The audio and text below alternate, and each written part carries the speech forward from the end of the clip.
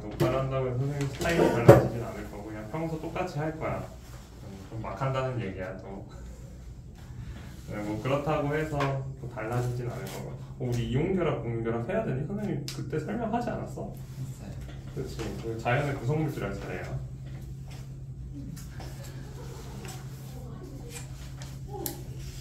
일단 이준이 왔으니까 또 선생님 전화번호를 적어줘.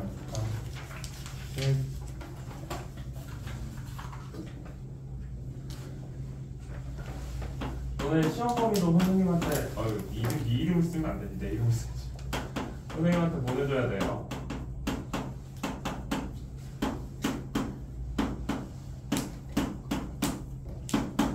선생님 연락처 다들 알지? 너희들은 선생님한테 어딘지 잘 보내줘. 시험 범위.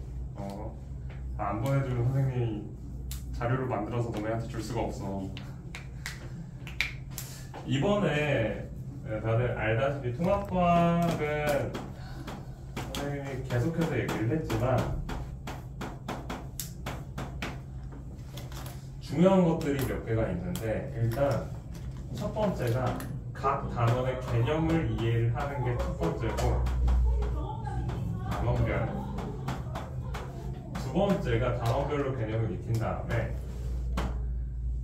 연계를 시켜야 돼요. 단원과 단원, 우리가 물화생지라고 얘기하는 것들을 그 연결을 통해서 거기에서 통합 문제 나올 때 그거를 우리가 풀 수 있는가가 중요해요. 그래서 지금 우리가 이 자연의 구성물질 단원은 어디랑 연관이 될 거냐면 우리가 앞 단원에 배웠던 주기율표랑 관련이 있어.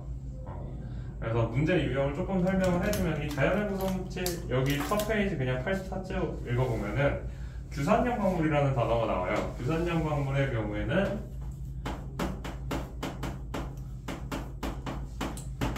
규소와 산소로 이루어져 있다라고 얘기를 하네요. 여기 문제를 보니까, 여기 내용을 보니까. 민찬아, 규소는 몇 쪽 원소일까? 원자 번호 몇 번일까? 그거부터 세보자. 14번이에요. 굉장히 똑똑해. 이거를 번호를 머릿속으로 생각해가지고 바로 나오면은. 자, 14번이면 민규야, 몇 쪽일까? 1의 자리 숫자랑 똑같다 그랬어. 그래서 14족이죠. 자, 14족 원소의 특징. 14족 원소에서 1의 자리 숫자가 뜻하는 건 무엇이다? 원자과 전자라고 얘기를 했어요. 그래서 규산염 삼연체 광물의 특성 중에 하나가 이 규소는 SI는 4번 결합을 하고 산소는 16족 원소이기 때문에 얘는 2번을 결합을 한다라고 얘기를 합니다. 따라서 SI 그리고 규소와 산소가 서로 결합을 해서 규산염 삼연체가 만들어지게 되는데 이때 산소가 모두 결합을 할 거야. 그래서 여기서 이제 얘기를 하는 게 무엇이냐면은 이 규산염 광물의 특징에 대해서 이제 물어보면서 뒤에 가서 연계로 14족 원소 혹은 16족 원소들의 원자과 전자를 물어볼 수가 있고요. 이 원자과 전자 수에 따라서 얘네들의 공유 결합은 몇 번 하는가 이런 것들을 물어보게 될 거야. 그러니까 우리가 앞 단원의 내용을 잘 기억을 해야지 우리가 뒤에 있는 이러한 통합형 문제들을 많이 풀 수가 있어요. 결국에는 너네들이 중학교 때 공부를 해봤다시피 각 단원 과학을 단원으로 공부를 해서 그 단원의 내용을 물어보고 개념만 딱딱 푸는 거는 쉬웠어. 그냥 외워서 우리가 아는 내용이랑 맞는지 오지선다해서 그냥 고르면 되는 거였으니까 뭐 그거를 이제 새로운 걸 응용해가지고 나오진 않은데 이제는 너네들의 최종 목표가 이 연결이기 때문에 과거의 단원이랑 현재의 단원이랑 잘 비벼야 돼. 그래서 서술형으로도 나올 수가 있어. 어떤 식으로 서술형이 나올 거냐면 규산염 광물의 특징이 나타나는 이유를 쓰세요 이런 식으로 나올 수가 있어. 그럼 규산염 광물의 특징은 대부분 이제 쪼개짐이나 아니면 깨짐 같은 성질들을 가지고 있는데 얘네들이 화학 결합을 통해서 나타나는 단위체들의 구조에 따라서 얘네들의 성질이 나타난다고 이런 식으로. 공통적인 성질이 나타나는 이유는 무엇인가? 규산염 삼연체는 당연히 광물이기 때문에 전부 다 고체야. 왜 얘네들이 고체인가를 물어보는 거야. 우리 지난번에 배웠지만 공유결합 물질들은 분자의 수가 크면은 고체 상태로 존재를 하고요. 분자가 좀 작은 상태로 존재하면 얘네들이 기체 상태로 많이 존재를 해요. 그래서 그런 것들을 우리가 통합적으로 연결을 할 수 있는 그런 능력을 가져야 돼요. 지금은 첫 학기 중간고사라서 조금 쉬워. 뒤로 가면 뒤로 갈수록 더 어려워질 거야. 왜? 내가 만약에 2학년 2학기 기말고사 단원이야. 기말고사를 보는데 이번에 하는 중간고사 단원, 1학기 중간고사 단원도 섞여서 나올 수가 있어. 그래서 우리가 통합과학이나 통합사회가 앞으로 가면 갈수록 뒤로 가면 갈수록 이제 더 어려워질 거야. 얘네가. 우리가 까먹었던 내용들을 가지고 다시 한번 물어보게 될 거거든. 그렇기 때문에 우리는 이번 중간고사를 위해서만 이걸 공부하는 게 아니라 앞으로 수능이나 아니면 나머지 이제 내신 시험들까지도 위해서 얘네들을 시험이 끝나고도 까먹으면 안 돼. 그렇기 때문에 선생님이 계속해서 이제 지난 시간에 들었던 이제 민규 민찬이 같은 거 선생님이 1시간 동안 그거를 빌드업을 하고 있었잖아. 왜 1시간이나 걸려서 빌드업을 했냐면은 너네들이 그 스토리라인을 이해를 하고 그거에 대한 이제 개념이 이래서 얘네들이 이렇게 해서 주기율표를 만들었고 주기율표를 만들 때는 양성자가 중요했구나. 양성자가 중요한 이유가 멘델레예프라는 사람은 양성자가 아니라 질량수를 했다가 얘가 순서가 뒤집어지는 경우도 있었고요. 그런 것들을 해결하기 위해서 양성자라는 걸 도입을 했고 우리가 생각하는 원자라는 애들은 기본적으로 전기적으로 중성을 띄워야 되니까 원자는 양성자와 양성자와 전자의 개수가 똑같아야 된다. 그리고 이 양성자와 전자의 양이 똑같다라는 것도 이해를 했고 그 다음에 가서 선생님이 얘기를 했던 게 우리가 그러면은 주기율표라는 게 왜 18칸 혹은 8칸이라고 얘기를 하는가? 왜 공통적인 성질이 이렇게 나타나는지에 대해서 설명을 했었어. 왜 공통적인 성질이 나타난다? 우리가 성질 또는 분자의 결합이라는 것은 전자에 의해서 나타나는데 얘네들의 가장 바깥 껍질에 있는 전자, 즉 원자과 전자 수가 같기 때문에 얘네들이 공통적인 성질이 나타난다라고 쭉 연결해서 한 번에 설명을 했던 거야 일부러. 왜? 그래야지 그나마 좀 덜 까먹어. 문제는 하나를 까먹으면 나머지 다 까먹어. 그러진 않겠죠. 그래서 우리가 그러한 스토리라인을 잘 기억을 하시고요. 그리고 우리가 배우고 있는 것들이 과거의 것들이랑 어떤 연결점이 있는가 그런 것도 좀 많이 생각을 해보세요. 우리 과학이라는 것은 단독적으로 존재하는 학문이 거의 없어. 선생님이 통합과학을 지금 전공을 하고 있고 전에는 물리를 전공했다라고 해도 선생님 화생지를 다 할 수 있는 이유가 결국은 과학이라는 것은 연결점이 굉장히 많기 때문에 그거에 대해서 많이 고민을 해보면 돼. 선생님 단적으로 얘기를 하면은 우리 코로나 시대 때 엄청나게 많은 연구를 했겠지, 그치? 선생님은 물리학과였다고 했잖아. 코로나 시대 때 물리학과에 있었어요 그때는. 그럼 물리학과에 있었으니까 우리는 연구를 했을까 안 했을까? 물리랑 코로나랑 무슨 상관이야 라는 생각을 많이 하죠. 우리한테는 통계 물리라는 것이 있어서 하나의 그 코로나의 전염 상황을 우리가 전염이라는 것은 A라는 입자와 B라는 입자가 서로 충돌하는 것이라고 우리가 생각을 할 수가 있어. 단순하게 전염을 하려면 사람과 사람이 서로 만나야 되니까.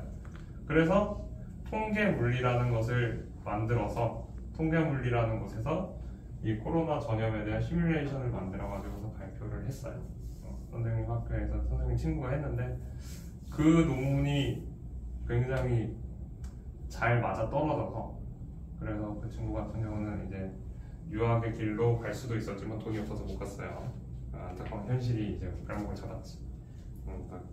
영국에 있는 큰 대학교에서 석사 끝나면 바로 여기서 박사 해라 했는데 돈이 없어서 못 갔어. 결국에는 돈이다. 아무튼 우리가 그래서 과학이라는 거 오늘 배울 이 자연의 구성물질에서는 연결점을 화학에서 계속 찾을 거예요. 이거 칠판 지우개 좀 가져.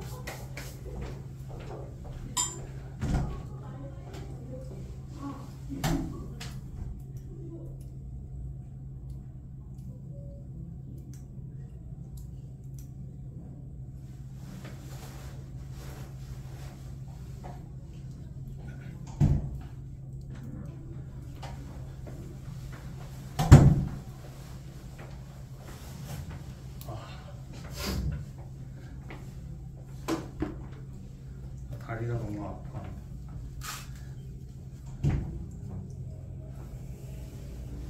PT쌤이 나랑 중력이랑 싸우라 그래가지고 내 몸의 중력이랑 싸우고 있었어. 월요일. 지금 하체가 다 망가졌어. 나이 먹으니까 잘 안 나. 운동하고 나면 금방금방 이제 군대 있을 때는 엄청 빨리 회복됐거든. 다음날 오전에 근육통이 있고 오후에 가면 이제 다시 더 헬스를 할 수 있었는데 이제 이틀이 지났는데도 아직도 아프면 운동을 어떻게 하라는 거야. 다이어트 해야 되는데. 자, 85페이지 봅시다. 오늘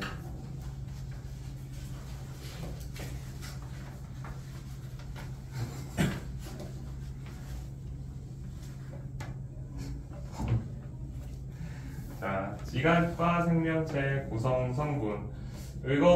이 단원 같은 경우는 그러니까 작년까지 사용을 하던 통합과학, 그러니까 2015 통합과학에 있던 내용들에서 많이 들어있는데, 문제는 뭐냐면은 그것보다 이게 내용이 많이 축소돼서 들어가 있어요. 내용이 축소돼서 들어가 있지만 이제 학교에서 많이들 고민을 하시는 게 뭐냐면 수능에 나온다면 그러면 이거를 이렇게 쉽게 가르쳐도 되나라는 생각을 많이 하셔. 선생님들도 네가 선생님도 아닌데 어떻게 하냐. 선생님 친구들이 있어. 대학원에 가면은 거기에 선생님 친구들이 있어. 그분들이 하면은 이거 어떻게 시험 문제를 내야 될까, 그런 것도 많이 얘기를 하고 애들을 어떻게 가르쳐야 될까라는 것도 많이 얘기를 하는데, 그래서 많은 선생님들이 첫 번째로 얘기를 하시는 게 교과서에 있는 것만 얘기를 하면은 답이 없겠다라는 얘기를 좀 많이 하셔서 작년도에 있던 내용들도 좀 많이 끼워서 얘기를 하셔요. 학교에서 그렇게 가르치잖아. 왜 교과서에 없는데 얘기를 하시지? 왜 하시겠어? 아마 수능에서는 그렇게 나오진 않을 거고요. 본인들이 지금 하고 있는 학교 내신에서는 학교 선생님들이 얘기하는 것들이 중요하기 때문에 만약에 선생님이 빠뜨린 내용들이 있어서 선생님한테 얘기를 하세요. 그럼 선생님 보충으로 추가로 설명을 해줄게요. 자, 일단 너네들 생각해본 적이 있는지 잘 모르겠지만, 자, 지각에는 어떤 원소들이 있을까? 우리가 땅 파가지고 쓰는 광물들을 얘기를 하는 거예요. 우리 땅 파가지고 철 뽑아내지. 또 뭐 뽑아? 금, 구리, 은, 막 이런 거 뽑아내잖아. 조금 생각을 조금 더 해보자. 우리 1단원 처음 배우면서 지지난 시간에 이제 지구의 형성 과정에서 핵은 무엇으로 이루어져 있다 그래?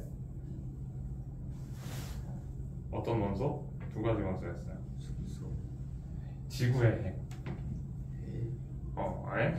철이랑 니켈로 이루어졌는데, 왜 철이랑 니켈로 이루어져 있었냐면은 무거운 원소들이 가운데로 가라앉아서 철과 니켈이 됐다는 얘기하는데, 그러면 철과 니켈이 앞에 조금 펴볼래? 그 주기율표 다시 가서.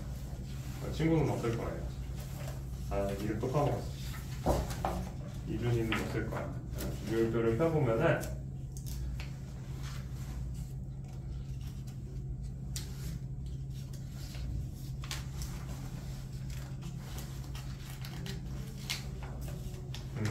철이 원자번호 몇 번이래? 26번이야. 자, 그럼 그 26번 뒤에 있는 애들은 마그마 바다의 시대에서 핵으로 가라앉아야 되는 게 맞지 않을까? 철도 무거워서 가라앉았다면 나머지 애들은 다 어떻게 돼야 돼? 가라앉아야 되겠죠. 자, 그래가지고 요즘 얘기를 하는 것은 우리 그 뒤에서 발견되는 그런 원소들, 우리가 지각에서 생각보다 많이 발견되는 것들은 걔네들이 다 마그마의 바다를 지나고 나서 그 다음에 미행성체들이 더 충돌을 해서 만들어졌다라고도 얘기를 해요. 요즘에 좀 얘기가 되는 썰 중에 하나예요. 그래서 우리 지구에 생각보다 금의 양이 많아. 우리 금이 엄청 적다라고 얘기를 하잖아. 지구에 있는 금이 겨우 모두 다 모아봤자 4층짜리 빌딩 하나 크기밖에 안 된대. 그럼 우리 양이 너무 적은 거 아니야? 라고 생각을 하지만 우주 전체에 있는 양에 비해서 생각을 하면 그래도 좀 많은 편이에요. 아무튼 그래서 우리가 지각을 이루고 있는 애들을 얘기를 하면은 여기에 보면은 규산형 광물에 대한 광물 비율을 보면은 장석, 석엽, 희석, 각성석, 흑은 뭐 이렇게 나타나 있고요. 그런데 이 지각에서 제일 많은 원소라고 얘기를 하면은 산소, 규소, 알루미늄, 철 순서로 질량비로 존재를 하고 있어요. 지금 여기 이거는 책이 없으니까 좀 써놔. 생명체 같은 경우는 산수질, 산소, 수소, 질소로 이루어져 있고요. 많은 생명체들은요. 이게 산소와 규소가 제일 많은 이유가 여기 규산형 광물의 특징 때문에 그렇고요. 생명체 같은 경우는 이제 산소와 탄소가 제일 많은 이유도 산소가 갖고 있는 특징과 규소와 탄소가 갖고 있는 특징 때문에 이렇게 된다라고 얘기를 합니다. 그 이유가 무엇이냐면, 자, 생명체에 제일 많은 건 일단 물이야. 물 다음에 많은 건 단백질이고요. 그 다음에 지질, 핵산 이런 것들로 존재하고 있어요. 우리 몸은. 여기 공통적으로 산소가 들어가 있는데, 산소 같은 경우는 수소, 핵융합하면 무엇이 된다? 핵융합. 별에서 핵융합을 통해 수소가 무엇으로 바뀔까? 핵융합을 하면 먼저 번호가 하나씩 올라가. 보통 얘는 헬륨이 되고요. 헬륨은 먼저 번호가 2번이니까 얘는 3번이 되겠지라고 생각하시면 안 되고, 얘네들 같은 경우는 여러 개가 뭉쳐서 탄소가 되거나, 먼저 번호 6번에 탄소가 되거나, 아니면은 먼저 번호 8번에 탄소가 되게 돼요. 이 중간에 껴있는 애들은 어떻게 만들어지냐면, 더 큰 원소들이 만들어졌다가 얘네들이 다시 핵분열에 의해서 쪼개지면서 만들어지는 경우가 제일 많아서 보통 여기 사이에 있는 애들은 잘 안 건드려. 그래서 우리가 적색거성이 되면은 탄소와 산소의 상태가 된다라고 얘기를 하고요. 그래서 지구 우주상에 정말 많은 세 번째 원소가 산소로 많이 있어요. 그렇기 때문에 이 산소가 갖고 있는 여러 가지 특징 중에 하나가 일단 양이 많고, 그리고 두 번째가 반응성이 커요. 우리 지난 시간에 했던 것 중에 알칼리 금속 공기 중에 놔두면 누구랑 반응한다? 산소랑 반응한다 그랬어. 그 이유는 알칼리 금속의 반응성이 큰 것도 있지만 산소의 반응성도 크기 때문에 둘이 같이 반응을 해서 산화 리튬, 산화 칼륨 이런 애들로 바뀌어서 우리가 그 부분에 많이 쌓인다라는 얘기를 했어요. 자, 그리고 이 탄소, 얘는 대체 뭐길래 그런가에 대해서 좀 얘기를 하면은, 탄소랑 규소를 일단 둘 같이 볼게요. 규소 아까 전에 봤다시피 얘는 14족이었어요. 탄소도 14족이야. 그치? 14족의 애들은 특징적으로 우리가 봤던 거 공유결합수, 집에 가서 공부를 하셔야 돼요. 선생님도 어제 이제 교수님한테 혼났어. 우리가 수업을 이렇게, 너네보다 조금 더 많아. 한 16명 있어. 조금이 아니네. 한 5배구만. 그래서 교수님은 이제 본 수업에 들어가기 전에 동영상 강의를 보고 들어가야 돼. 솔직히 너네도 내가 이렇게 동영상 강의를 찍어놓고 그리고 나서 보내주면은 볼까? 우리 사실대로 얘기해. 이거 어차피 보는 사람 없어. 잘 안 본단 말이야. 그래서 우리도 안 보고 들어갔지. 근데 교수님이 우리한테 질문을 하신 거야. 내 동영상 강의에 있는 내용에 대해서. 근데 아무도 대답을 안 해가지고 교수님이 약간 삐져가지고 화를 내시진 않아. 굉장히 좀 인자하신 분이라서 화를 내시지 않고 좀 약간 속상한 마음으로 혹시 몇 분 보셨어요? 하시는 거야. 우리는 학생이지만 다들 선생님들이야. 학원 선생님 아니면 학교 선생님들밖에 없어. 우리 과는. 그래서 교수님도 우리를 선생님으로서 이제 존중을 해주셔서 그렇게 물어보시는데, 딱 물어보시니까 15 중에 한 분 딱 더. 약간 좀 그랬는데, 아무튼 우리도 선생님도 복습을 하진 않지만 니네들은 했으면 좋겠다. 왜냐면 그런 좀 민망하잖아. 우리 서로 같이 이렇게 딱 물어봤는데, 공유결합수 그때도 필기를 하려고 했는데 그 책이 바뀌어가지고서 필기가 없어졌잖아. 내가 프린트했다가 글씨 4주 수업 중에 3주를 책을 안 갖고 와서 프린트를 썼으니. 자, 수소, 궁소, 그리고 14족, 15족, 16족, 17족 원소가 있다면은 공유결합을 할 수 있는 횟수가 수소는 몇 번? 제일 쉬워. 한 번. 궁소는 3번. 여기서부터는 4, 3, 2, 1이라고 얘기를 했어요. 자, 따라서 이 14족 애들 있잖아.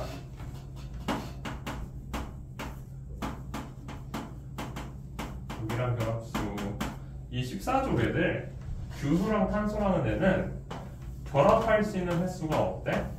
여기에 있는 모든 물질들 중에 가장 결합수가 많아. 물론 이제 너네들이 20번을 넘어가는 애들 혹은 아니면은 20번을 넘지 않지만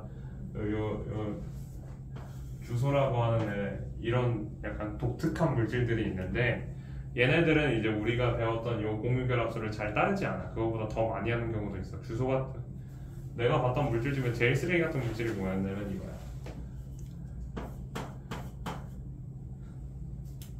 한 7번 결합. 수소. 그래서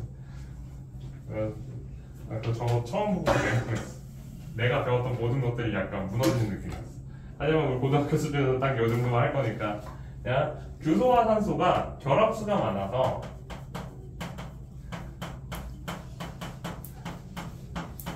다양한 형태로 다양한 구조를 가질 수가 있고요. 그것에 의해서 다양한 성질을 가지게 돼요. 즉 얘네들은 이런 걸 보자. 우리가 탄소랑 수소를 연결시켜서 만드는 애를 탄화수소라고 얘기를 해요. 그림을 개떡같이 그려버렸네. 이렇게 그려야지.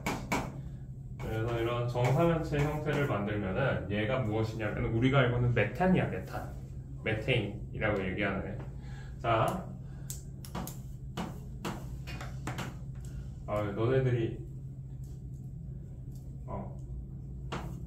아마 좀 이해하기 쉬운 애가 이름이 들어봤을 만한 걸 해줄래.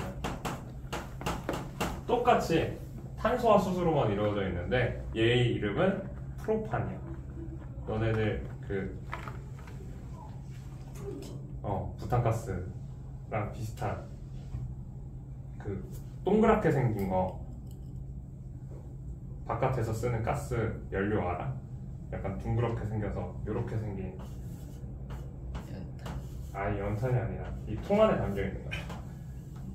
약간 요런 형태로 들어있는 애가 있고요.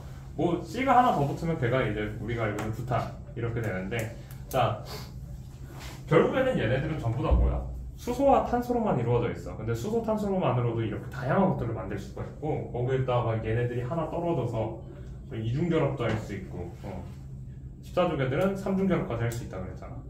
그래서 3중결합 할 수 있으니까 이러한 형태의 탄화수소들도 만들 수가 있어. 자, 근데 얘네들의 성질이 전부 다 달라. 자, 그게 무슨 얘기를 하는 거냐면 규산형 광물이나 탄소가 왜 지각과 생명체에 많이 존재하는가에 대해서 얘기를 하는 거야. 이거는 결합할 수 있는 구조가 엄청나게 다양하고 그것에 따라서 성질이 무궁무진하게 바뀔 수가 있으니까 이거에 의해서 우리 몸에 다양한 역할을 하는 것들을 만들 수가 있고 지각의 다양한 상태로 굳어서 나타날 수가 있다라는 거야. 그렇기 때문에 지각에서의 규소와 탄소의 역할이 정말 중요하다라는 거야. 그리고 그 다음에 많은 산소랑 결합을 하고요.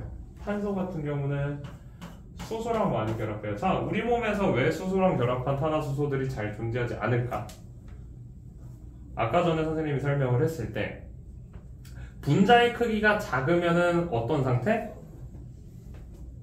고체, 액체, 기체 중에 분자의 크기가 작아. 공유결합인데 이산화탄소 CO2 뭐야? 고체, 액체, 기체? 기체. 작으면은 뭐라고? 기체. 크면은 고체. 수소는 원자 번호 1번이고요. 질량수가 1이에요. 그러면 무거워, 가벼워? 가벼워. 그래서 수소랑 많이 결합을 해도 별로 늘어나는 게 없어. 따라서 수소랑만 많이 결합했던 탄화수소들은 우리 몸에 존재하지 않고 우리 몸에 메테인가스밖에 없잖아. 좀 창피하지만 다들 몸 안에 있는 거 그거잖아. 자, 산소가 결합이 되면은 산소는 질량수가 17? 잠깐만. 얘가 8번이니까 16. 질량수가 16이라서 얘가 결합하면 결합할수록 점점 더 무거워져. 무거워지고 그리고 다른 물질들이랑 결합하기가 쉬워져서 얘가 다 고체 상태로 존재를 하기 때문에 우리가 산소랑 결합한다는 게 얘네들이 우리 몸을 구성하는 고체 물질이 될 수 있는 포인트가 되는 거예요. 자, 먼저 우리 몸을 구성하는 거 말고 지각을 구성하는 규산염 삼연체부터 조금 더 설명을 할게요. 자, 규산염 광물들은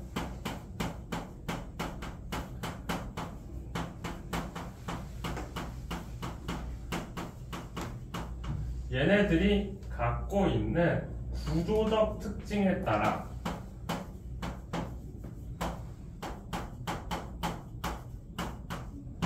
성질이 약간씩 차이가 나요. 여기서 처음에 우리 규산염 삼연체부터 이해를 해야 되는데 규소 같은 경우는 결합을 4번 한다 그랬으니까 이러한 정삼연체 구조를 갖게 돼요. 자, 정삼연체 구조를 갖는 이유가 일단 4개가 있기 때문에 라고 얘기를 했지만 좀 더 정확하게 얘기를 하면은 자, 내가 공 4개를 공중에서 이렇게 모을 거야. 손으로 이렇게 해서 모을 거야. 그럼 어떻게 했을 때 얘가 가장 작은 부피를 가질 수 있을까? 삼연체 구조죠. 공 2개라고 얘기하지만 이렇게 생각하면 돼요. 자, 얘네 2개, 요거 2개랑 요거 2개를 내가 줄 거예요. 자, 이것과 이것 중에서 누가 부피를 덜 차지할까를 얘기하는 거야. 그리고 두 번째로 문제는 무엇이냐면 원자와 원자 사이에는 가장 바깥에 무엇이 있다? 다 전자가 있으니까 가까이 오면 전자에 의해서 밀어내는 반발력이 생겨요. 그 반발력을 해소하기 위해서 모두 같은 거리로 떨어지게 이렇게 정삼연체 형태를 띠게 되는 거예요. 자, 이 정삼연체 형태를 띠게 되면 한소는 결합 몇 번 한다고? 2번 한다 그랬는데 결합수들이 남았네. 그래서 얘네들이 또 다른 규소와 다시 반응을 하게 돼. 이때 뭐 얘는 뒤로 빠져서 뒤로 넘어가는 또 다른 규산염 삼연체와 결합을 하게 되고요. 그리고 또 얘는 다시 이산소가 규소랑 반응을 하고 이렇게 해서 모든 4가지 방향으로 무한정 결합을 할 수 있기 때문에 지금 책에 나와 있는 다양한 형태의 결합을 하게 돼요. 그래서 종류가 여러 가지야. 자, 여기 감람석, 휘석, 갑삼석, 흑음모, 석영, 장석 이렇게 해서 5개가 나와 있는데 일단 그림은 선생님이 잘 못 그리니까 그만 그리고 특징만 얘기를 하면요. 독립형 구조 혼자 존재하죠. 규산염 삼연체가 혼자 존재해. 자, 단사슬 구조 방금 선생님이 그린 것처럼 얘네들이 한 줄로 쭉 연결이 되어 있는 거. 복사슬 구조는 한 줄의 사슬이 다른 사슬과 연결되어 있는 걸 얘기하고요. 판상 구조는 얘네들이 선이 다 뭉치면 무엇이 된다? 선이 모이면 수학에서 우리가 맨날 점이 모이면 뭐가 된다? 선이 모이면 면이 된다라고 얘기하죠. 그래서 단사슬들이 쭉 모여가지고 하나의 판의 형태를 띠는 걸 우리가 판상 구조.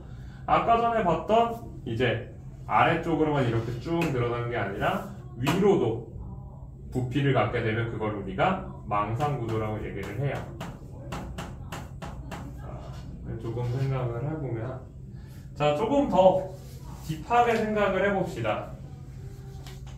자, 이준아, 어떠한 물체의 결정을 만들 거야 우리가. 그러면은 내가 쉽게 얘기해서 설탕 결정을 내가 만들 건데 설탕을 빨리 시키는 게 좋을까? 천천히 시키는 게 좋을까? 결정의 크기를 크게 하려면 천천히 시키는 게 좋겠지. 천천히 시키면은 왜 얘네들이 커지는 것 같아? 경험상 그렇게 되긴 했어. 조금 더 선생님이 부연 설명을 하면은 왜 결정의 크기가 천천히 식을 때 커지는가에 대해 얘기하면 있잖아. 자, 우리가 결정이 만들어진다는 것은 분자와 분자가 서로 가까이 와서 서로 달라붙어야 돼. 계속해서 이렇게 서로 달라붙고 해야 되는데 너무 빨리 식어버리면 얘네들의 이제 분자가 고체 상태로 만들어지기 전에 액체 상태에서 얘네들이 결합을 해야 되는데 여기 멀리 떨어져 있는 두 개의 분자가 너무 빨리 식어버리는 바람에 충돌할 시간이 없기 때문에 그래요. 자, 그러면은 여기 망상구조까지 가는 과정을 조금 생각을 하면 독립형 구조는 얘가 혼자 존재하고 망상구조는 전부 다 결합했다고 했으니까 우리가 중학교 때 배웠던 땅속 깊은 곳에 있는 심성암이랑 바깥으로 분출된 화산암 중에 심성암에는 망상구조를 띠는 애들이 많고 화산암에는 독립형 구조를 띠는 애들이 많이 존재를 해요. 뭐 이런 거는 약간 추가로 더 알아두시면 좋을 것 같아서 얘기를 했고요. 자, 그래서 망상구조를 띠고 있는 애들이 석영이야, 석영. 석영의 다른 이름은 뭐냐면 크리스탈이에요. 다들 크리스탈은 본 적이 있겠죠. 자, 이 크리스탈을 얘기를 하는데 색깔이 어때? 엄청 맑고 투명해요. 그리고 얘 말고도 장석이 있어요. 자, 근데 요즘도 초등학교 때 배운지 모르면 혹시 니네 모스 붓기계라는 거 알아? 암석의 강도에 대해서 측정하는 1부터 10까지의 그 숫자에 대해 알고 있니? 석영이 몇인지 아니? 일단 우리가 알고 있는 건 딱 하나야. 금강석은 10이다. 이건 알고 있잖아. 석영이 한 8 정도 돼. 7에서 8 정도 되는 굉장히 단단한 물질이야. 자, 석영 같은 경우는 모든 산소들이 다른 주소와 반응을 해서 결합이 되어 있기 때문에 결합이 굉장히 단단해서 얘네들의 붓기가 강도가 엄청나게 세요. 자, 그리고 두 번째 특징은 뭐냐면 그렇기 때문에 얘가 결이 없어. 결이 없으니까 만약에 얘가 부서진다면은 결대로 찢어지는 게 아니라 다 쪼개지게 돼요. 그래서 석영 같은 경우는 쪼개짐을 가지고 있어요. 자, 근데 판상구조, 복사슬, 단사슬 얘네들은 다 쪼개지는 성질을 가지고 있어. 이거 조금 설명을 하면은 단사슬과 복사슬 같은 경우는 얘를 연필이나 막대기라고 생각을 하시면 되고요. 막대라고 생각을 하고 판상구조는 우리의 책을 생각하시면 돼요. 자, 먼저 사슬 구조들을 얘기를 하면은 너네들이 이렇게 펜 같은 거를 잡아보면은 내가 이 펜을 나누고 싶어. 그러면 내가 힘을 어느 방향으로 줘야 될까를 좀 생각을 해보자. 내가 힘을 이렇게 주면 얘가 부서지겠니? 쪼개지겠니? 이 형태가 절대 안 쪼개지겠죠? 자, 그런데 내가 가운데로 힘을 주면 어떻게 돼? 결을 따라서 얘네들이 분리가 되는 걸 볼 수가 있어. 자, 이번에는 이번에는 가로 방향으로 해서 힘을 주니까 양쪽으로 이렇게 쪼개져요. 자, 단사슬과 복사슬은 이런 막대 상태의 구조들을 가지고 있다라고 얘기를 했으니까 단사슬과 복사슬은 두 개 방향으로 쪼개지게 되고요. 판상구조는 얘네들이 전부 다 어떻게 돼 있다? 다 하나의 판의 형태를 띠고 있다라고 얘기를 했어. 한 겹 한 겹이 판상구조라고 생각을 하면 돼요, 책에. 그러면 얘가 한 장 한 장 이렇게 벗겨져서 한쪽 방향으로만 얘가 쪼개짐을 가지고 있어. 그래서 판상구조는 한 방향에 쪼개짐이 있다. 독립형 구조 같은 경우는 얘네들이 결합이 되어 있는 것들이 없기 때문에 그냥 얘는 쪼개진다.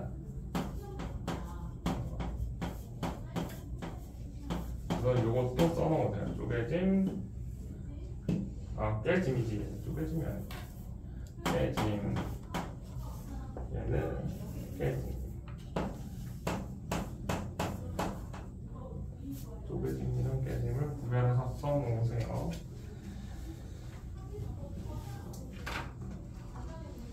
자, 그리고 승우는 이거를 보고 필기를 할 수가 있을까? 너희들은 얘기를 열심히 듣기 때문에 필기가 되겠지만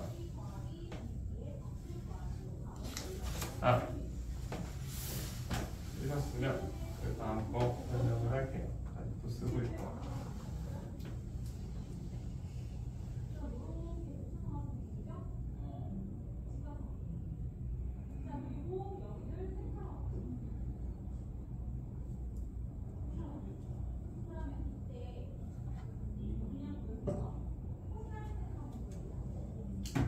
됐었죠? 자, 그래서 이제 마지막으로 얘기를 하면은 규소와 산소의 비율을 얘기를 할 거예요.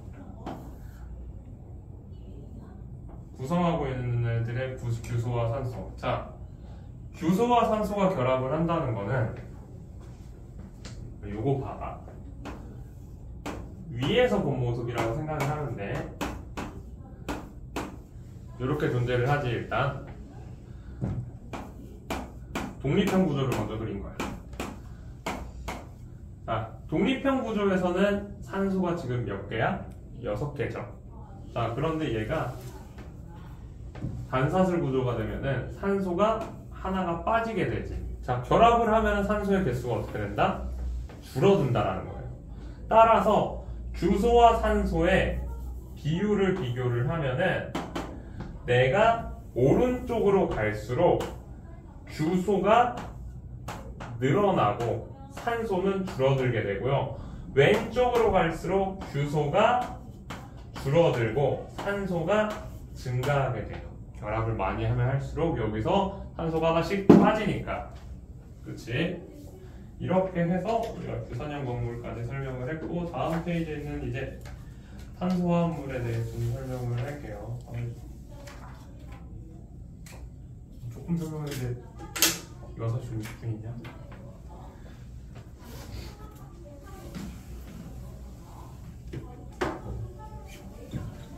시간이 너무 빨리 가. 천천히 갔습니다.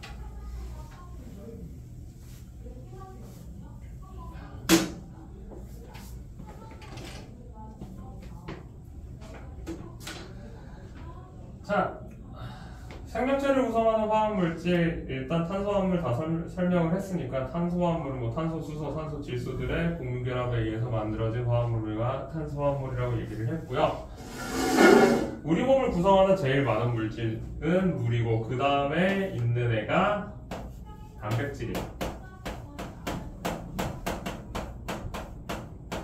단백질은 아미노산이 결합을 해서 만들어진 것을 단백질이라고 얘기를 합니다. 우리 몸에 있는 아미노산의 종류는 약 20종이 있고요. 이 20종류의 아미노산이 결합에 의해서 우리 몸을 구성하는 다양한 단백질이 만들어져요. 자, 민규야, 민규가 아니라 민찬아, 콜라겐 아니? 잘 잤어? 콜라겐 알아? 들어봤어요. 들어봤어? 자, 그러면은 큐티클은? 잘 안 들어봤어? 자, 그러면은 키틴.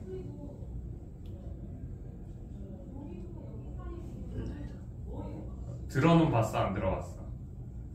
안 들어봤어? 여기 뭐가 있을까? 내가 알고 있는 단백질의 이름이 뭐 그런 거밖에 없다. 아무튼 그런 것들을 포함을 해서 얘기하면, 사실 걔네들이 어디에 있냐면 큐티클은 우리의 머리카락에 있고요. 키틴질은 곤충의 껍데기에 있는 단백질들을 얘기를 해요. 우리가 갖고 있는 다양한 단백질, 그리고 생명체들을 그 단백질이라고 얘기하는 애들은 성질이 굉장히 달라. 우리 머리카락의 강도는 거미줄과 비슷하다라고 얘기를 하죠. 엄청나게 단단하다라고 얘기를 해요. 자, 그리고 두 번째, 그런데 우리의 피부는 어때? 단단해? 말랑말랑하잖아. 그치? 그럼 우리가 갖고 있는 이 단백질이 왜 이렇게 다양한 형태와 다양한 역할들을 하는가에 대해 얘기를 할 거예요. 자, 단백질은 탄소 3개의 아미노산을, 여기가 탄소 3개의 질소와 수소 산소로 이루어진 아미노기가 있고, 그리고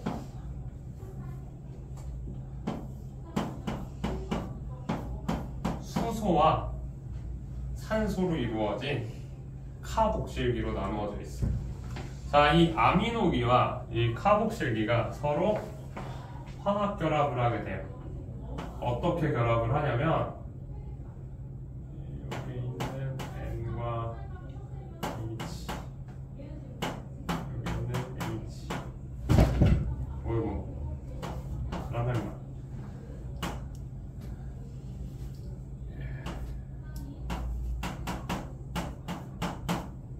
지금 보면은 아미노기에 있는 수소와 카복실기에 있는 OH가 한꺼번에 바깥으로 빠져나가게 돼요.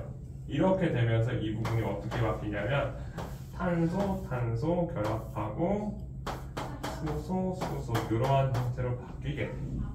자, 이렇게 되면서 이게 형태가 펩타이드 결합을 하게 되고요. 얘네들이 이러한 결합을 우리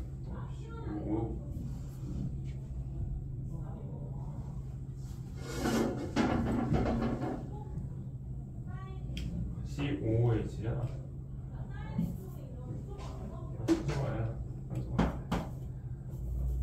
이렇게 결합을 하면서 얘네들이 물이 빠져나가서 연쇄적으로 하나의 사슬로 만들어지게 돼요. 단백질은 이렇게 아미노산의 사슬인 폴리펩타이드로 만들어지게 되고, 이 폴리펩타이드가 모여서 다시 단백질이 될 수가 있어요. 그래서 얘네들의 결합하는 순서에 따라 얘네들의 단백질의 입체 구조가 달라질 거예요. 지금 여기 단백질의 입체 구조 밑줄 치세요.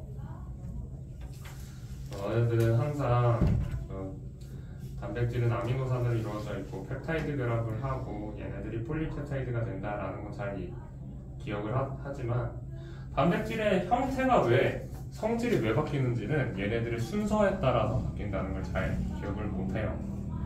너무 저렇게 짧게 나와 있는 건 기억을 못하기 때문에. 자, 이거 조금 더 복잡하게 설명을 하면은 얘네들이 왜 형태가 달라지는지까지도 설명을 할 수가 있는데 그러면 너무 길어져서 나중에 궁금한 선생님한테 따로 물어보고 87쪽으로 넘어갈게요.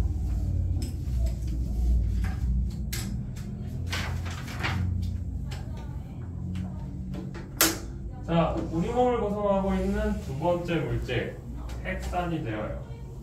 핵산이 되겠습니다.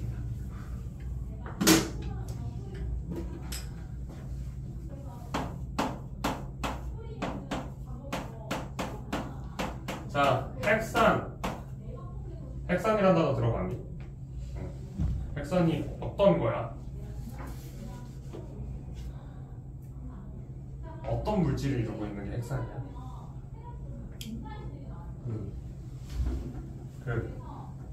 DNA랑 RNA랑. 그렇지, DNA랑 RNA지. 그렇지. 반복 봤니 혹시? 혈당 스파이크니? DNA와 RNA를 구성하는 물질이 핵산이고요. 핵산인 이유가 핵 안에 존재하는 산이라서 우리가 핵산이라고 얘기를 해요. 자, 핵산은 무엇으로 이루어져 있냐면 DNA 같은 경우는 얘네들 모두 이제 뉴클레오타이드로 이루어져 있는데 이 뉴클레오타이드는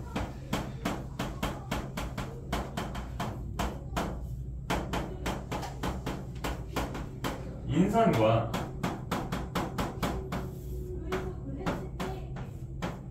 당 그리고 네 종류, 5개 종류의 염기로 존재를 해요.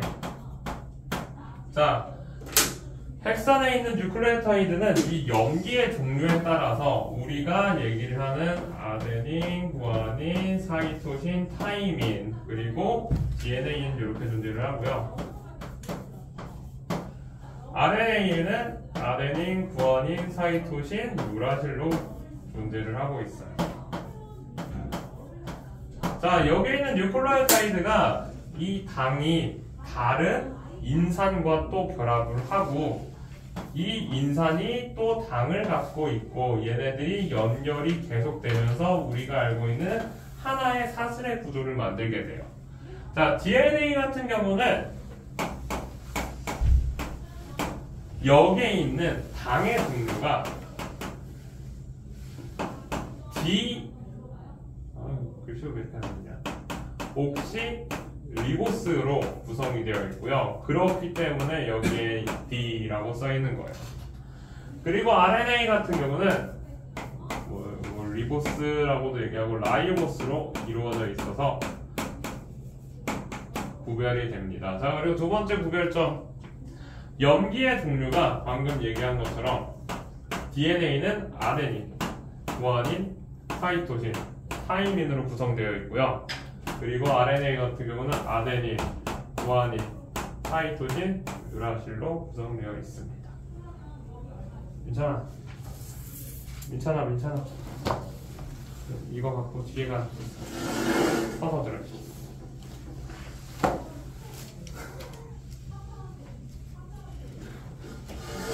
내가 서서 들어.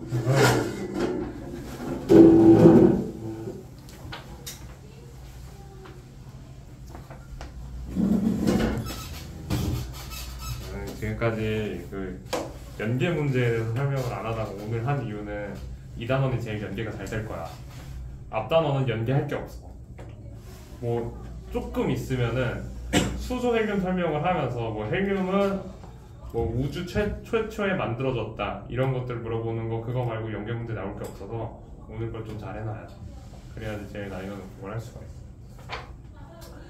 자, 우리가 DNA 같은 경우는 이중 나선 구조로 있다라고 하고 RNA 같은 경우는 단일 구조로 이루어져 있다는 얘기를 해요.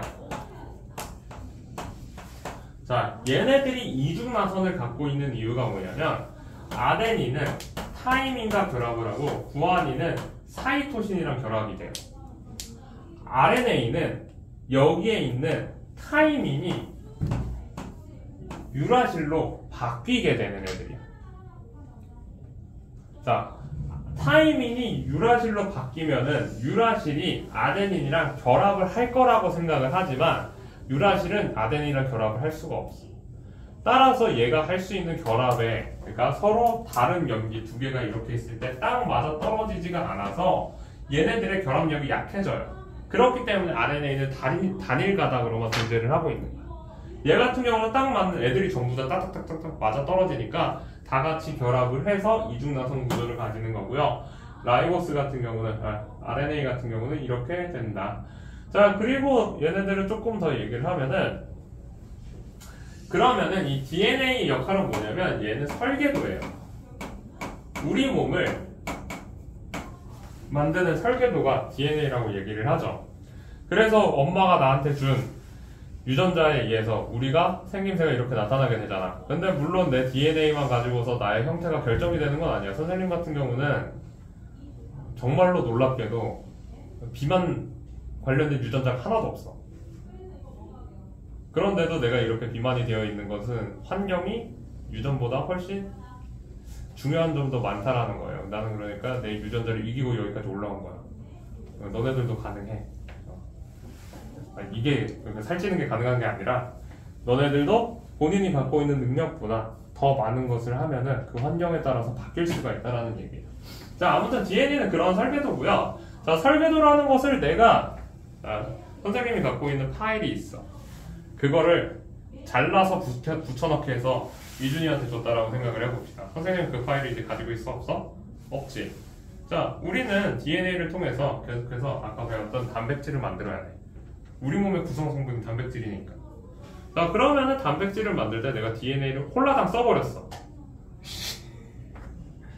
뭐야, 둘이 링크돼 있어? 민찬이가 안 좋으니까 너가 줘라 이제. 우리 저녁 뭐 먹었어 오늘? 안 먹었어? 왜 둘이 링크된 거 마냥 그런 거 줘라. 아무튼 이게 설계도이기 때문에 이걸 줘버리면은 다음번에 다시 쓸 수가 없어서 얘를 복사본을 만들어 놓은 것을 우리가 RNA라고 생각하시면 돼요. 이게 복사본이다. 이렇게 생각을 하시고, 그래서 얘네들을 복사를 할 때 사실은 타이미는 유라실로, 사이토시는 구아닌으로, 그리고 구아닌은 사이토신으로, 그리고 아데닌은 타이민으로 복사를 하게 돼요. 그러니까 사실 이게 복사가 아니지. 복사면 똑같은 게 나와야 되잖아. 그런데 여기 지금 이중나선 구조가 갖고 있는 이 특징이 있죠. 이거에 따라서 얘네를 쪼개서 얘한테 맞춰서 하나씩 붙이다가 티아민만 유라실로 바꾸게 되는 거예요. 이렇게 해서 일단 오늘 1교시 마치고 5분만 쉬었다가 하자. 걔네 너무 죽으려고 그런다 또. 스케프 딱 쉬는 시간 때쯤 오면 죽으려고 그래. 이거 한 번만 꺼줘.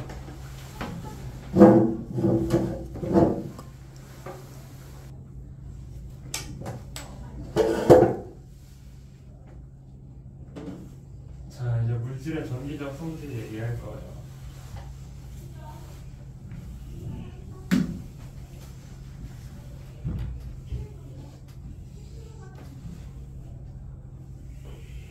너네들이 졸려하니까 나도 졸려. 졸음은 이게 전염된다고.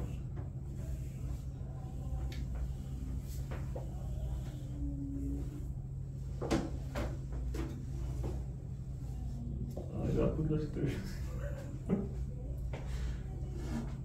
조용 자는 거 하자. 물질의 전기적 성질. 89페이지 물질의 분류, 원자와 자유전자부터 얘기를 할게요. 물질의 분류.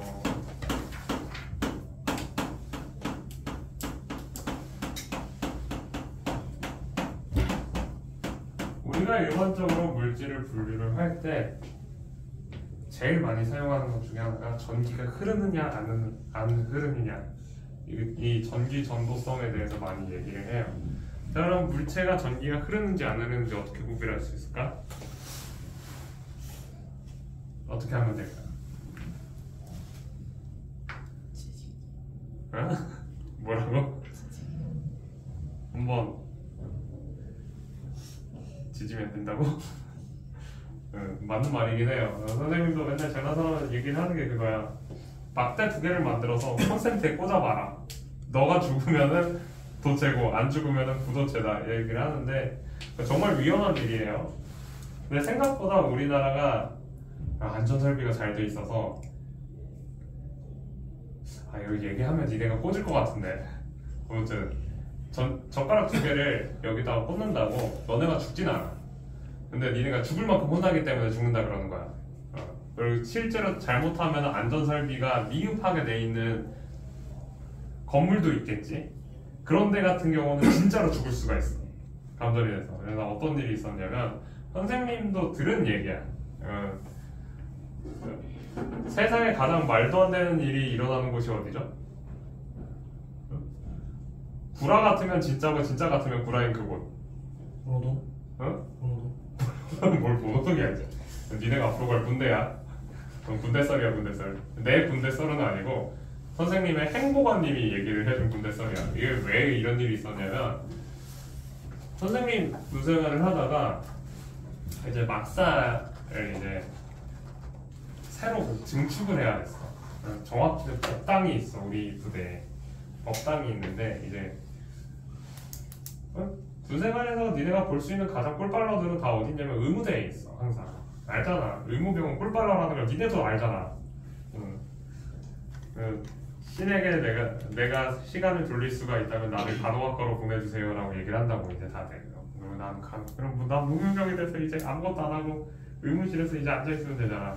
아무튼 꿀빨러들이 거기 있단 말이야. 근데 세상이 잘못된 게 뭐냐면 의무병들은 꿀빨러가 맞지만 의무부사관들은 꿀빨러가 아니야.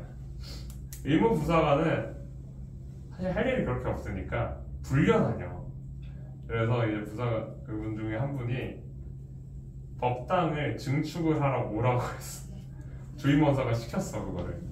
그거를 하다가 핸드글라이더로 손을 이렇게 잘라버린 거야. 이만큼 들어갔어. 이만큼 진짜 뼈 바로 직전까지 들어간 거야. 그래서 동맥이 끊어졌어.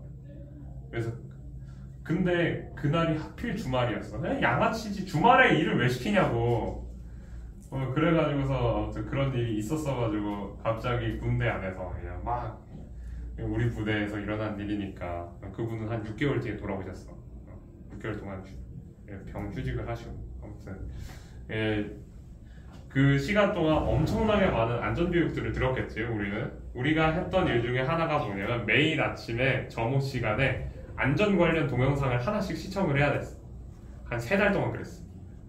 군대는 원래 그래. 뭔 일이 터져야지 그런 걸 한다고. 그러면서 이제 우리 보호관님이 한 번은 이제 전기 안전 교육을 얘기를 하시면서 자기가 우리 보호관은 부사관 중에서는 그래도 좀 엘리트야. 왜냐면 그래도 4년제 대학을 나오고 나서 자기가 부사관을 다시 민간 시험을 해가지고서 들어간 사람이라서 좀 엘리트야. 이거 좀 똑똑해. 사람 자체가 엄청 젠틀하고. 밖에서 우리가 생각하는 그 보급관이라고 얘기하면은 보급관과 중대장은 그 신병이잖아. 근데 그런 사람은 아니야. 엄청 좋은 분인데, 그러니까 군대는 상식적인 사람이 가면 이제 멘탈이 나가는 경우들이 있어. 그분은 굉장히 상식인이야, 상식인. 상식인인데 이제 항상 비상식적인 사람이 존재를 하잖아. 전혀 상식적이지 않은 사람이 한 명 있던 거야. 자기 부산한학교에 이제 딱 입교를 했을 때, 그러니까 본인도 아직 군인의 물이 들기 전이야. 그러니까 그분한테 한 15년 전의 일이었는데 머리가 또렷하게 생각이 났대. 무슨 짓을 했냐면 밥을 처먹다가, 진짜 이 사람은 처먹다라고 얘기를 해도 돼. 비상식인이기 때문에. 내가 볼 때는 약간 곰, 돼지, 개 이 정도 수준이야. 정신 수준이 딱 그 정도야. 눈앞에 무엇이 있다 잡아먹는다. 약간 이런 사람이라서 그 밥을 먹다가, 참고로 선생님은 통신이야. 통신병이라고요? 통신병이야. 통신병은 지금은 이제 전기 작업을 안 하는데 통신 간부들은 전부 다 전기기사 자격증이 있어. 그래서 그러면은 여기에 있는 통신 간부들은 전부 다 전기 자격증이 있는 사람들이잖아. 근데 이 비상식인이 무슨 생각을 했냐면 밥을 처먹다가, 야 이거 젓가락 2개를 콘센트에 꽂으면 정말로 감전이 될까를 진짜로 생각을 한 거야. 내가 생각만 했다면 얘기 안 했겠지 당연히. 그래서 실제로 어디서 꽂았냐면 막사에서 꽂은 거야. 젓가락을 막사까지 가지고 와서 꽂은 거야. 미친놈이지 진짜. 젓가락을 왜 바깥으로 가져와? 식당에 그냥 두고 오면 되잖아. 꽂아서, 자, 하느님도 잘못했어.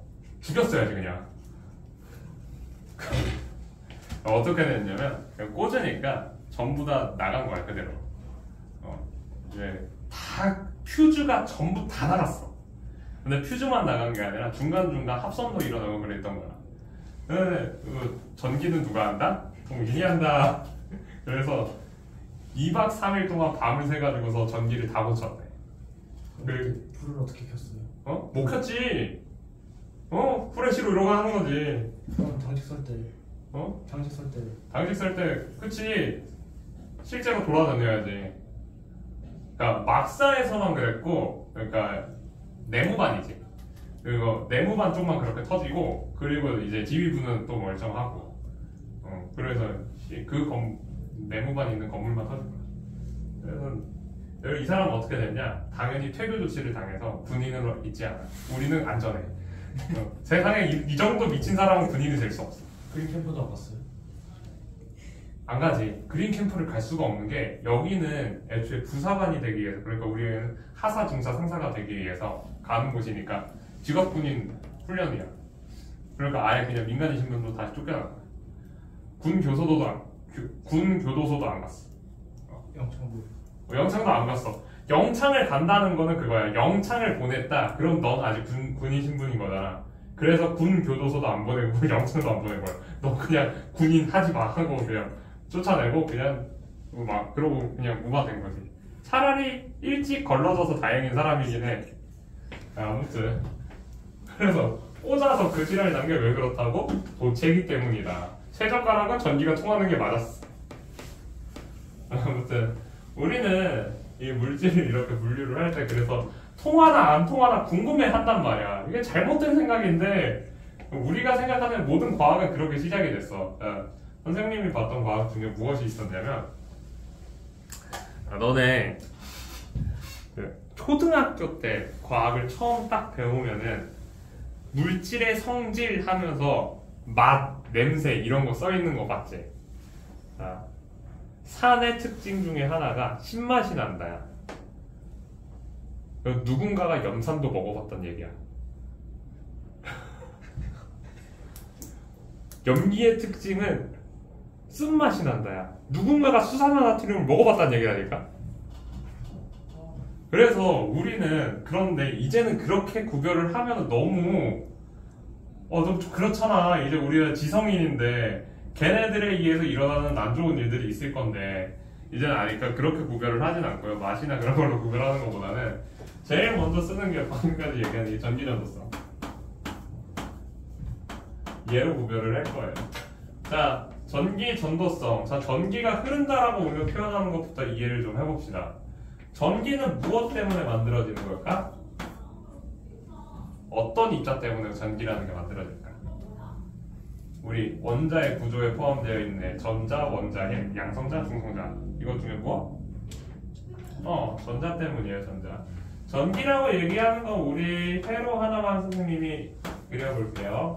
정말 간단한 회로야.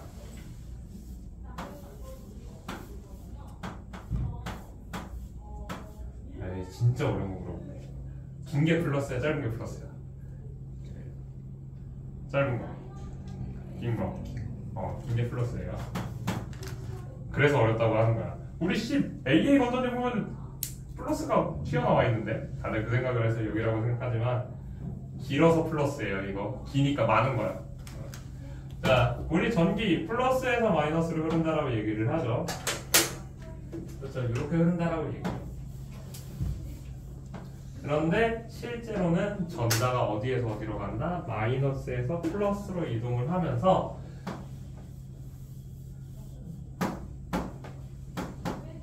전자는 요 방향, 전류가 방향, 서로 반대 방향으로 움직임에 의해서 만들어지게 돼요. 이거는 뭐 옛날 사람들이 잘못 생각해가지고 전류의 방향을 저따구로 적어놔서 그래. 자, 아무튼 그래서 우리는 지금 오늘 볼 거는 전자를 조금 핵심적으로 볼 거야. 자, 선생님이 지난 시간에 이온에 대해서 설명을 하면서 전자를 속박할 수 있는 방법에 대해서 얘기를 했어. 어떤 원자들이 전자를 많이 속박을 하는가? 왜 많이 속박하고 있는 애들, 많이 잡아당기고 있는 애들, 그때 이거 보여줬을 거야. 얘 같은 경우는 전자가 하나 빼고 가득 차 있는 상태라고 생각을 하시면 돼요. 그리고 이 상태는 전자가 하나만 들어가 있는 상태야. 자, 그럼 얘는 이 상태를 유지하기가 쉽다 그랬다? 놓으면 떨어지잖아. 그래서 전자가 굉장히 적은 애, 즉 가장 바깥 껍질에 전자가 하나, 두 개, 세 개밖에 없는 애들은 자기 전자들을 쉽게 잃어버린다라고 얘기를 했어요. 그렇게 잃어버린 전자들이 물질 안을 자유롭게 움직이는 자유전자의 상태로 존재를 하게 돼. 자, 이 자유전자가 오늘 우리 배울 핵심이야.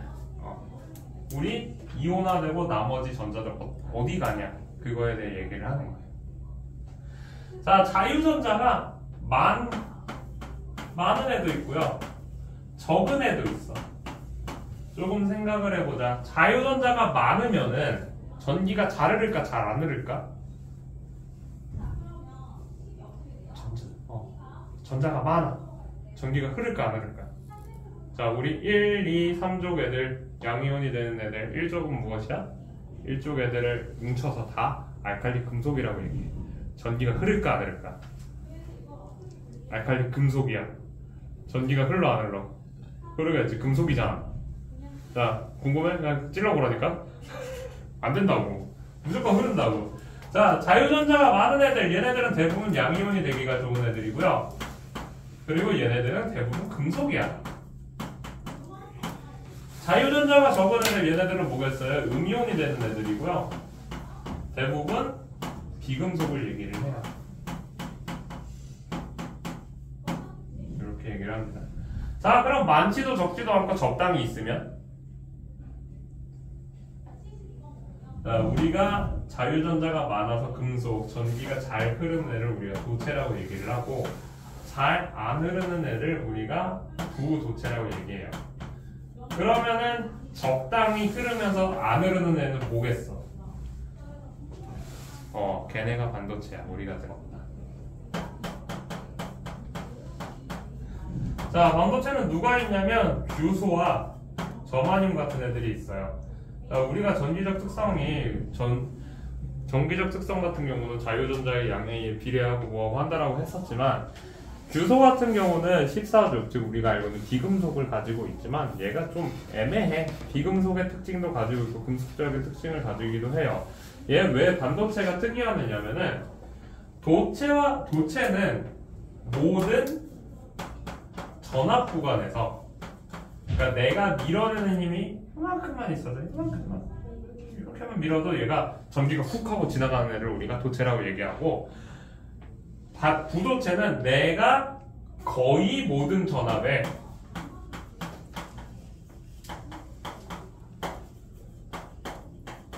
저항하기 때문에 내가 밀어도 가진 않는 애들, 이런 애들이 부도체인 거예요. 그럼 반도체는 뭐냐면 내가 힘을 조금 주면 안 가. 근데 적당히 주면 항복해서 움직이게 되죠. 이렇게 특정한 전압보다 높을 때 전기가 흐르는 애를 우리가 반도체라고 얘기를 해요. 그래서 반도체를 우리가 설명을 할 때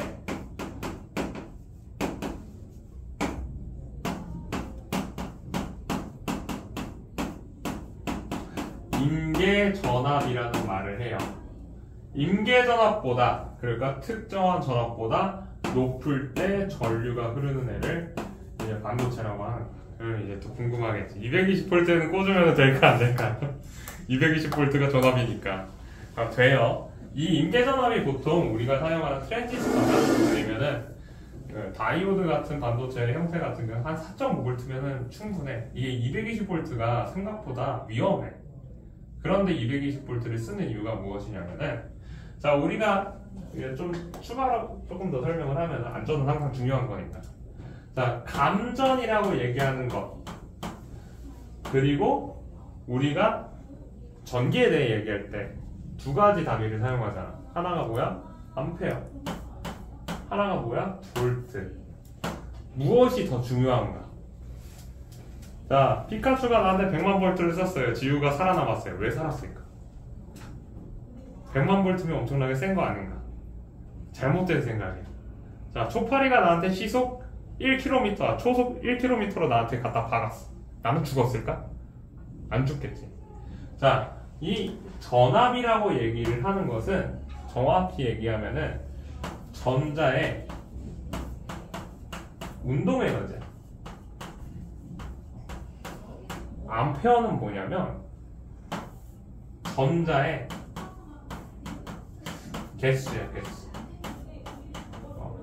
자, 그러면은 내가 한 10V로 100A로 쳐맞는 것보다 1A로 220V로 쳐맞는 거, 둘 중에 뭐가 더 아프다? 이게 위에 게 더 아픈 거야. 전압이 낮아도 물량으로 때려 박으면 너무 아파. 아무리 힘이 세도 양이 적으면 별로 안 아파. 그래서 220V 쓰는 거야. 짧은 시간 동안 나한테 들어올 수 있는 양이 사실 암페어거든. 그래서 220V로 우리한테 오면은 암페어 값이 뚝 떨어져.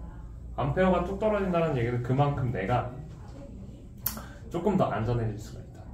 그리고 두 번째는 효율적인 면에서 볼트가 올라가면 올라갈수록 우리 중학교 3학년 제일 마지막에 배웠다시피 그 손실 전력이 줄어들게 돼서 그거에 의해 내가 손실되는 에너지 값을 줄일 수가 있다는 특징을 가지고 있죠. 하지만 우리가 실제로 쓰는 건 4.5V라니까 요거밖에 안 써. 왜냐면 반도체가 항복할 수 있는 부분이 딱 이 4.5에서 6V인데, 이게 왜 반도체에서 흐르다 안 흐르다가 왜 중요하냐면, 자, 컴퓨터는 언어 체계가 무엇으로 돼 있다? 이진법으로 돼 있어. 켜졌다 꺼졌다 켜졌다 꺼졌다 0, 1, 0, 1, 0, 1 이렇게 존재를 하는 거라서 내가 이 전압을 잘 조절을 하는 회로를 만들면은 내가 이진법을 쓸 수가 있는 거야. 이게 우리가 얘기하는 반도체로 컴퓨터를 만든다라는 게 여기서 시작이야. 너네들이 약간 요즘 친구들 혹시 니네 주식 계좌 있니? 너는 아직 주식에 큰 관심은 없구나. 그러면 니네 컴퓨터에 관심 있어? 요즘 세상에서 제일 유명한 게 뭐야? 요즘 트렌드. 우리 엄마가 자꾸 챗GPT에다가 지브리 사진을 해달라고 하잖아. 우리가 얘기하는 이 AI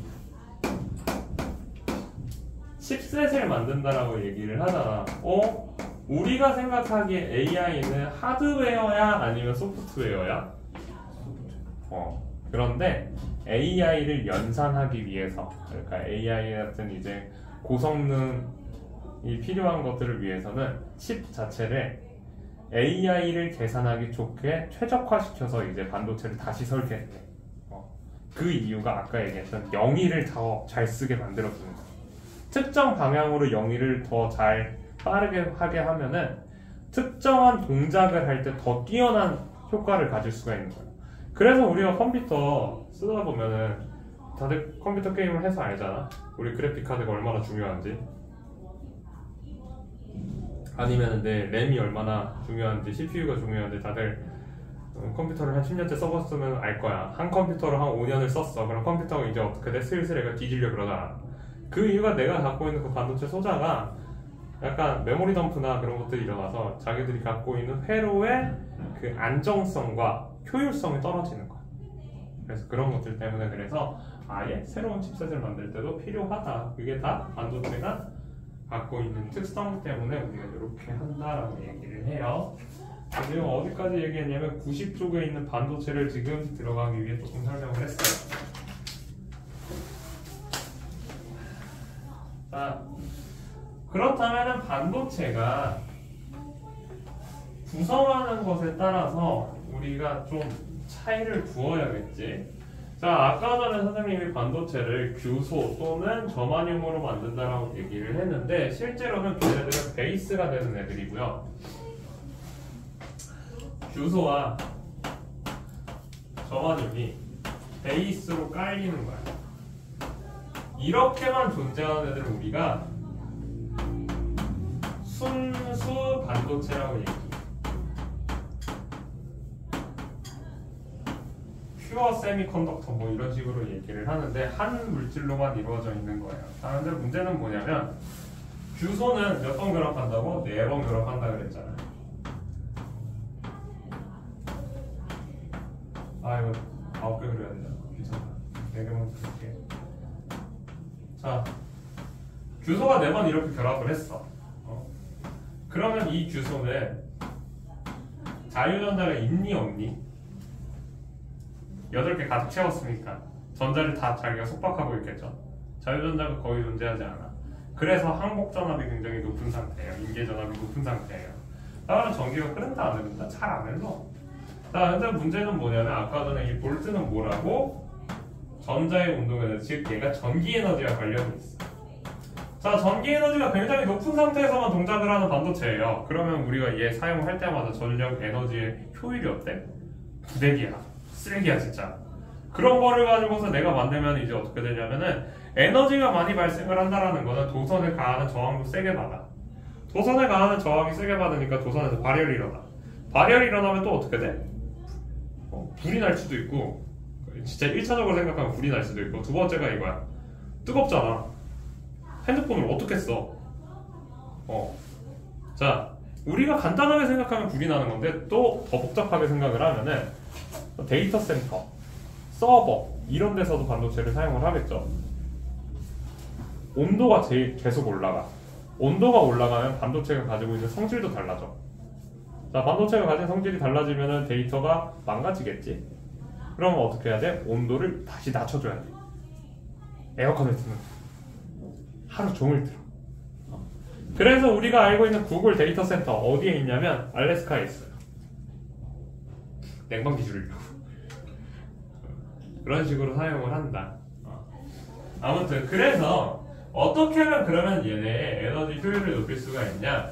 여기에다가 이제 도핑을 하는 거야.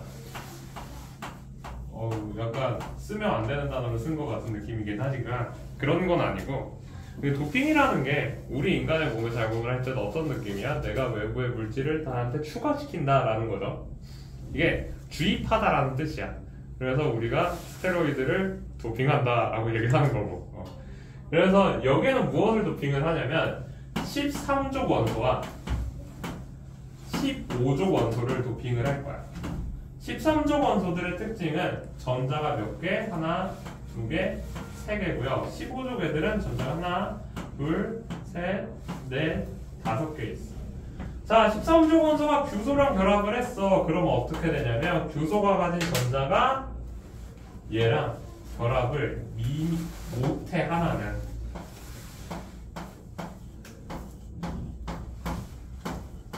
한 군데는 빈 공간이 만들어져요.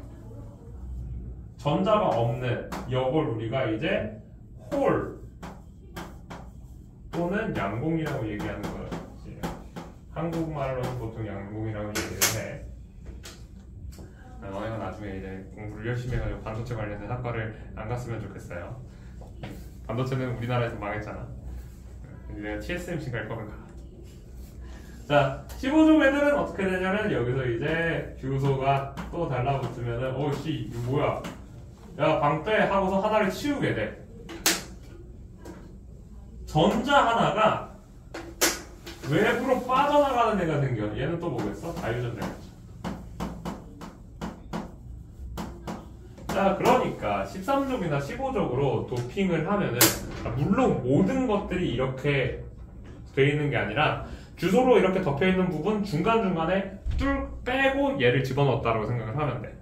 거대한 면이 있으면 여기서 점점 요 정도만 뺐다라고 생각을 하시면 돼요. 자, 이렇게 얘네들의 도핑의 퍼센트를 이제 조절을 하는 거야. 엄청나게 미약하게 조절을 하면은 그거에 따라서 임계전압의 위치를 내가 조절을 할 수가 있어요. 굉장한 기술이지. 그래서 반도체가 비싼 거야. 그래서 엔비디아가 배짱 장사하면서 우리한테 499달러짜리 5090을 파는 거야. 진짜 499가 아닌데? 1999잖아. 1999달러짜리를 파는 거야. 250만 원. 정신 나간 자식. 300만 원인가. 내가 그 기술을 따라할 수가 없으니까. 자, 이렇게 해서 N형 반도체 같은 경우는 이제 전자가 많이 있고요. P형 반도체는 전자가 없고 양공이라는 게 존재를 해요. 자, N형 반도체 오른쪽에다가 우리 N이라는 게 사실 무슨 뜻이냐면은 이 13족이 얘가 P형이고 15족 아니잖아. N형이지. 예? 맞잖아. P형이고 15족이 N형인데요. 얘네들의 이름이 이렇게 붙은 이유가 뭐냐면 P형 반도체는 보통 플러스 단자에 내가 연결을 하고요. N형 반도체는 마이너스 음극에 연결을 하기 때문에 얘를 파지티브, 네거티브형 해서 P형, N형이라는 이름이 붙었어요. 이렇게 생각하시면 돼요. 자, 그래서 반도체의 성질을 따라서 만들어진 애들 요거 보면은 전류가 흐르면 빛을 방출하는 성질을 이용해서 LED라는 것을 만들었고요. 빛을 받으면 전류가 흐르는 성질을 이용해서 태양전지도 만들고, 전류의 흐름을 제어하는 성질을 통해서 다이오드, 그리고 아까 전에 선생님이 0101 얘네들을 연산하는 소자를 트랜지스터, 얘네들을 소형화시켜가지고 하나의 집적 회로로 만드는 것을 마이크로 컨트롤러라고 얘기를 해요. 자, 사실 반도체 이전에도 전기 회로를 조절하는 애는 있었어. 무엇이었냐면 진공관이라고 있거든. 진공관 하나의 크기가 욕하는 건 아니고 진짜 이만해. 진짜 이만해. 진공관 하나의 크기는 이만한 거야. 이거 하나가 지금 우리 책에 있는 트랜지스터로 대체됐어요. 트랜지스터 얼마만 하냐면 우리 새끼손톱만 해요. 요거보다는 작아 사실. 요거보다 더 작은 그런 소자로 바뀌었으니까 컴퓨터가 그래서 과거에 우리가 컴퓨터 역사에 대해서 배웠다면 뭐 애니악 아니면 애니박 이런 애들 있잖아. 걔네들이 크기가 얼마나 나냐면 여기 1강이실에 한 3배, 4배 정도 됐다라고 얘기를 해. 그 정도로 많이 필요했지만 소형화돼서 이제 어떻게 돼? 우리 들고 다니잖아. 핸드폰으로, 스마트폰. 이게 다 반도체의 역할이다. 다음으로 넘어가면 이제 끝났어요. 내용. 이렇게 해서 반도체에 대해서 다 얘기를 했는데 결국은 우리가 이 단원에서 얘기를 하고 있는 거는 각각의 물질들을 이루고 있는 주요 원소들이 왜 그런 특징을 가져서 그것에 의해 우리가 이러한 성질을 이용해서 얘네들을 만들었다. 얘네들이 내 몸을 구성한다. 얘네들이 지각을 구성한다. 이것들을 얘기를 하고 있는 거야. 그래서 각 원소들이 갖고 있는 특성, 즉 몇 쪽 원소인지에 대해서 내가 잘 기억을 하고 그리고 나서 얘네들이 갖고 있는 최외각 전자를 좀 잘 기억을 해줬으면 좋겠어요. 자, 그래서 마지막으로 페이지로 넘어가서 어디 볼 거냐면은 완전 마지막에 수능 유형 조금 보자. 99페이지.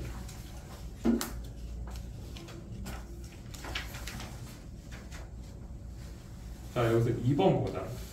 선생님이 아까 전에 얘기를 했던 부분이 요거야.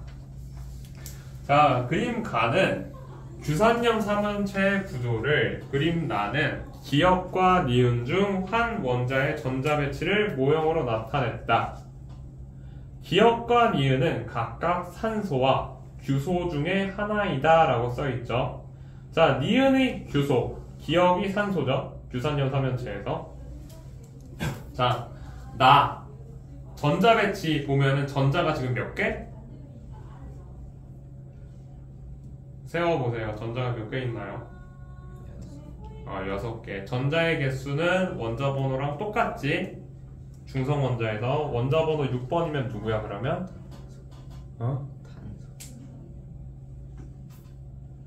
아, 8개야. 잘못 셌다. 8개구만. 가장 바깥 껍질이 6개네. 전체 전자는 8개죠. 그러면은 8번이니까 얘는 산소가 되겠네.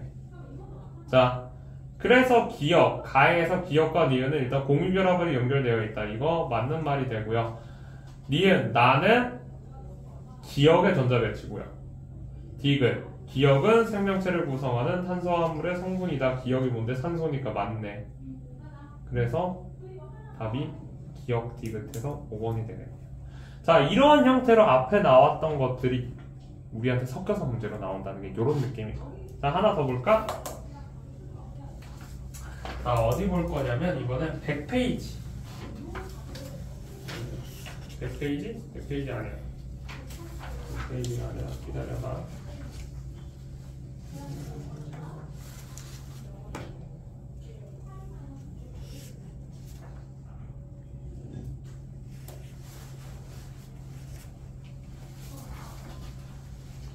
(101페이지에) 10번. 자, 이거는 앞에 나왔던 내용들에 대한 문제가 아니라 얘네들이 갖고 있는 특성에 따라서 우리가 얘네들을 구별하라는 거야.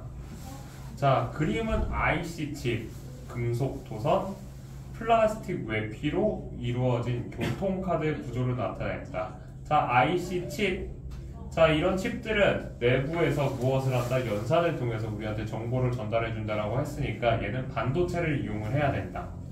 자, 니은 금속 도선. 금속 도선에는 자유전자가 많다. 자유전자 많다는 말이 뭐야? 얘가 전기가 잘 흐른다. 금속엔 전기가 잘 흘러야 된다 그랬죠. 자, 디귿 플라스틱 외피는 부도체이다. 이게 제일 어려워. 자, 겉부분이 왜 플라스틱으로 되어 있을까? 맞아. 내가 전기가 안 통하려고 하는 거야. 금속 도선으로부터. 내가 금속 도선을 손으로 직접 맞으면 내가 어떻게 되겠어? 우리 몸도 거의 도체와 다름없으니까 감전이 되겠죠. 따라서 부도체인 플라스틱 외피로 덮여 있어야지 내가 감전되지 않는다라는 거야.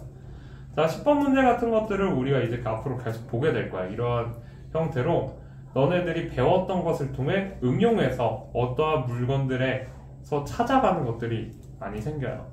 그렇기 때문에 너네들이 해야 되는 것들이 뭐냐면은 내가 배웠던 것들을 일상 속에서 좀 찾아봤으면 좋겠어. 일상 속에서 얘네들이 어디에 있구나 그런 것들을 솔직히 말해서 인생을 그렇게 살면은 친구가 없어져. 근데 결혼은 하더라고. 우리 학교 선생님 중에 한 분이 그 EBS 강사셔. EBS 물리 강사 한 분이 계시는데 정말 대단한 사람이잖아. 엄청나게 그 선생님들의 라이프 안에서는 그 정도면은 탑 클래스잖아. 메가 EBS 이투스 여기는 이거잖아. 검증된 사람들이잖아. 물론 선생님보다 더 능력이 있는 사람이겠지 당연히. 나는 검증이 안 됐잖아. 안산시골 총통대에서 이렇게 강의하고 있는데. 자, 근데 그 선생님이 아내분이랑 같이 수업을 들어. 그러니까 아내분이랑 같이 입학을 하셨어. 그래서 이제 막 얘기를 하는데 어제 얘기를 들었는데 수업을 할 때 선생님도 막 앞에서 막 이것저것 썰을 풀면서 너네들이 이제 뭐 하면은 이제 뭐 조금 더 이제 집중할 수 있는 얘기들도 해주고 아니면 너네들이 이해에 도움이 되는 얘기들을 계속 섞어서 해주잖아. 그 선생님은 과학사 얘기를 한대. 선생님도 했었죠. 그 멘델레예프 얘기를 하면서 그 주기율표 얘기하기 시작을 할 때 그 얘기를 많이 했었지. 과학에서 화학이라는 것은 사실은 연금술에서부터 시작을 해서 그런 얘기를 쭉 해가지고 했는데 인생이 과학인 사람이야 그 사람은. 그러니까 거기까지 올라간 거고. 그래서 어떻게 하냐면 집에서 와이프분한테 컨펌을 받는데 책방 같은 데 가면은 일단 지나가다 서점이 보이면은 과학사 책 뛰어가서 산대. 일단 없는 거 새거 이번에 뭐 나왔나 그걸 읽고 그리고서 와이프분한테 막 쫓아가서 뭐 들어가 재밌는 얘기 해줄게 하면서 그 얘기를 하는 거야. 인생이 과학이야 그냥 그 사람은. 그러면 그런데도 결혼을 한다니까. 물론 그 정도까지 되면 이제 사람들이 조금씩 이제 진절머리 나기 시작을 하긴 하지만 근데 와이프분 표정이 굉장히 안 좋았어. 그래서 어제 얘기를 하는데 진짜 이러고 있었어. 얘기를 옆에서 막 하는데 진짜 너무 싫다 하면서 저 사람이랑 왜 결혼했을까 막 이런 표정이었어. 아무튼 그런데도 우리가 과학을 결국엔 잘 하려면은 그 사람처럼 아니면 선생님처럼 선생님도 우리가 주변에서 보이는 다양한 것들이 과학으로 많이 생각을 하려고 해. 내가 이렇게 서 있는 이유가 무엇일까? 아니면 선생님이 운동을 헬스를 하잖아, PT를 하잖아, 살을 빼기 위해서. 그러면 이제 딱 이제 한 발을 걸치고서 엉덩이 아파. 내가 이렇게 올라가는데 나는 왜 위로 올라갈까에 대해서 고민을 하고 우리 몸의 구조를 이해를 해야지. 자, 내가 단순하게 얘기해서 이런 거야. 선생님이 그때 당시 했던 운동이 뭐냐면 한 요만큼 높이거든? 요만큼 높이야. 높이가 한 요만큼 되는 박스에 한쪽 다리를 올려놔. 힘들어. 한쪽 다리를 올려놓고 이 상태로 그냥 이 다리에 힘을 줘서 올라가는 거야. 되겠냐? 이 몸무게에. 안 되겠지. 그러면 이제 내 뒷발도 살짝 힘을 줘서 처음에 스타트할 때는 탕 하고서 올라간단 말이야. 올라갈 때 생각을 하는 거야. 내가 어떻게 하면 안 넘어질까? 내 무게중심의 축을 어디에 둬야 될까? 앞에 둬야 될까? 뒤에 둬야 될까? 얘가 발목이 꺾이지 않으려면 내가 몸을 어떻게 꺾어야 될까? 그런 것들을 고민을 하면서 움직여.